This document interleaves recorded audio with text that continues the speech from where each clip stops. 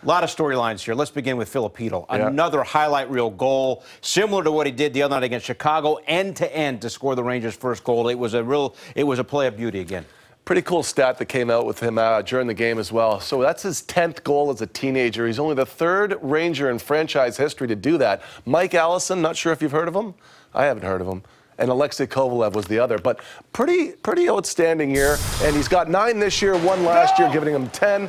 But you watch the way he did it tonight. Now, it wasn't just the goal that he scored being that it was the same as the Chicago goal. I thought he did everything on the ice. Like, Bill, he was the centerpiece in everything that was happening. I said that during the second intermission. And if you watch his shift by shift, he's making better decisions in the neutral zone. He's making better decisions on when to go.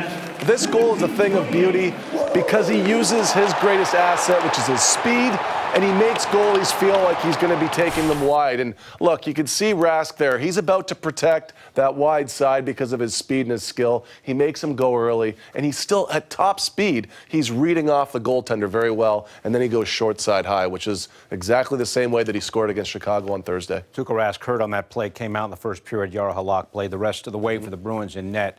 Bruins, Steve, dominated the faceoff category. They won 65% of the faceoffs, but the Rangers won one of their faceoff wins led directly to a goal, and it was Matt Zuccarello in the circle, who normally doesn't take faceoffs, and he beat Patrice Bergeron, who's one of the best centers in the whole league at winning faceoffs. It's an amazing sequence. It was really the game changer, and you talk about faceoffs all the time and how important they are. In most cases, it's when you win them. Now, you look at here, and Chara's kind of pulling one where either he's picking a penny up off the ice or something, but Kreider's not happy about it. And he's talking, and then he skates into the circle, which kicks Zibanejad out.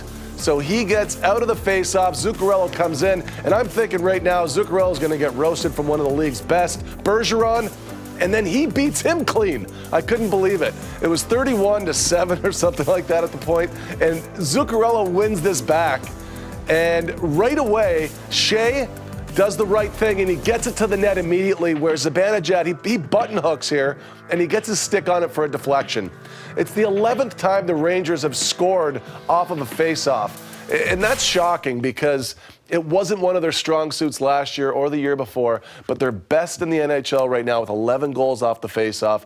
Very difficult to reorchestrate that one because of the circumstances, but it's the same thing every time. Getting it back to the point, getting it through, deflections, screens, broken plays, they've done it all. Zibanejad there, and then on the game-winning goal, about halfway through the third period, game tied at 2, Rangers on the power play. Zibanejad with his 5th goal in the last 3 games. Yeah, he's been so impressive, and you look at the line and how important it is, but how important is Chris Kreider in front? That's the 4th time he's been in front to screen the goaltender when Zibanejad scores.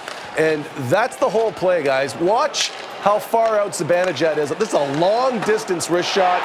Jaro Halak would stop 100 out of 100 if there's no Kreider in front. So you get the screen from Kreider, you get the timing. He's looking for the deflection, which is the right play, but you got another Rangers power play goal. All of the right looks are happening for the Rangers in the power play. Great stuff. The line now is 11 goals in the last 5 games. Zibanejad, Kreider, and Zuccarello, 11 goals in the last 5 games, 23 points Amazing. in the last 5 games. And how about Henrik Lundqvist? We watch him every night.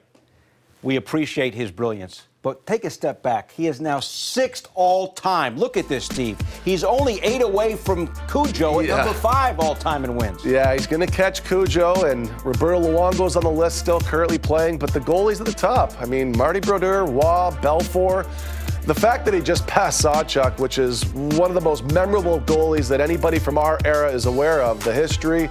These are big names in the game, and what a great honor for Henrik Lundqvist. Well-deserving. And again, this is a place that he likes to play. He was having fun. You could see him throw a little juice on the glove save in the first period. He was on his toes. He was on the top of his crease. Like I said, most of the shots were from the outside. Not that it made them any easier in a lot of cases because he was fighting through screens, but a lot of the shots were from up top. Very few in tight like this one. So I thought it was a night the Rangers have to be very pleased with how they defended. They gave him the best chance to see the puck, and then be a factor in this hockey game.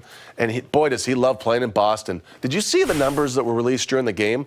The numbers were highest save percentage of any goaltender in NHL history against the Bruins. So he's done miraculous work from 10 years ago to now in Boston. His win-loss against Boston, by the way, for his career is now 28-13-2. Wow. And he made 27 saves, and he's now 6th all-time in wins. It's not a bad way to go on vacation if you're Henrik Lundqvist. That's right. Well, he's going to the All-Star game. Good point. Limited. Well, one Ranger going to the All-Star game, so his break is going to be cut short.